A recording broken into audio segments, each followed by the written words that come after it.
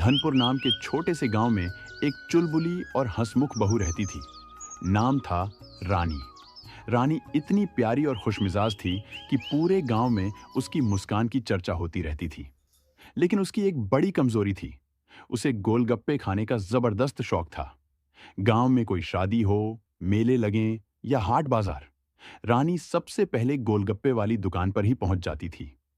एक दिन धूप खिली हुई थी और गांव के चौक में लगने वाली मंडी में खूब भीड़ जुटी थी। रानी की सास मंगलदेई सब्जी लेने जा रही थी। रानी तुरंत बोली, अम्मा, मैं भी चलूं आपके साथ। मंगलदेई ने मुस्कुराते हुए कहा। चल तो ले, पर इस बार ज्यादा गोलगप्पे मत खाना, पेट खराब हो जाएगा। रानी ने सिर हिलाया, लेकिन मन में सोचा, बस थोड़े से ही खाऊंगी। मंडी पहुंचते ही रानी की नजर गोलगप्पे वाले रामू काका की चमचमाती गाड़ी पर पड़ी। पानीपुरी का खट्टा पानी, मीठा पानी और मसाला देखकर उसके मुंह में पानी आ गया। वह खुद को रोक न पाई और सास से बोली, अम्मा, आप सब्जी ले लीजिए, मैं वहीं सामने थोड़ी देर बैठती हूँ। अम्मा। मंगलदेई समझ गई थीं कि बहू का मन कहाँ जाने वाला है, पर उन्होंने हंसकर जाने दिया।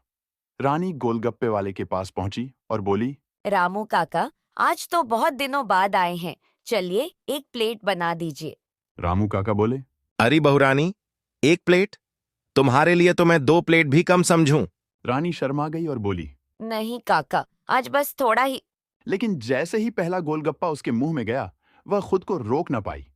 1 प्लेट, 2 प्लेट, 3 प्लेट और फिर चौथी भी।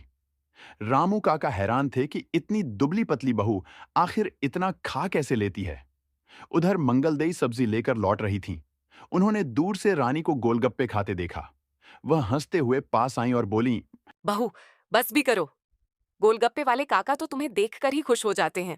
रानी शर्माते हुए बोली। अम्मा, आखिरी वाला है।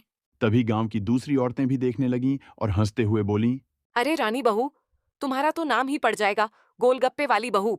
रानी ने भी हंसते हुए कहा, कोई बात नहीं, नाम तो प्यारा है। लेकिन घर पहुंचकर उसे थोड़ा भारीपन महसूस हुआ। सास ने तुरंत अजवाइन का पानी दिया और बोली, देखा, ज्यादा खाने का यही हाल होता है। अम्मा, अब से मैं हर बार नहीं खाऊंगी, बस कभी कभी। मंगलदेई मुस्कुराई। कभी कभी ठीक है, पर गोलगप्पों से ज्यादा प्यारी तो तू खुद है। दूसरे दिन से गांव में हंसी मजाक चल पड़ा। बच्चे कहते, रानी बहू, आज गोलगप्पे? और रानी मुस्कुराकर जवाब देती, नहीं नहीं, आज तो मैं सिर्फ काम करूंगी। इस तरह गोलगप्पे खाने वाली बहू पूरे गांव में सबकी प्यारी बन गई। उसकी हंसी, उसकी मासूमियत और उसका गोलगप्पों वाला प्यार आज भी धनपुर गांव में चर्चा का विषय है।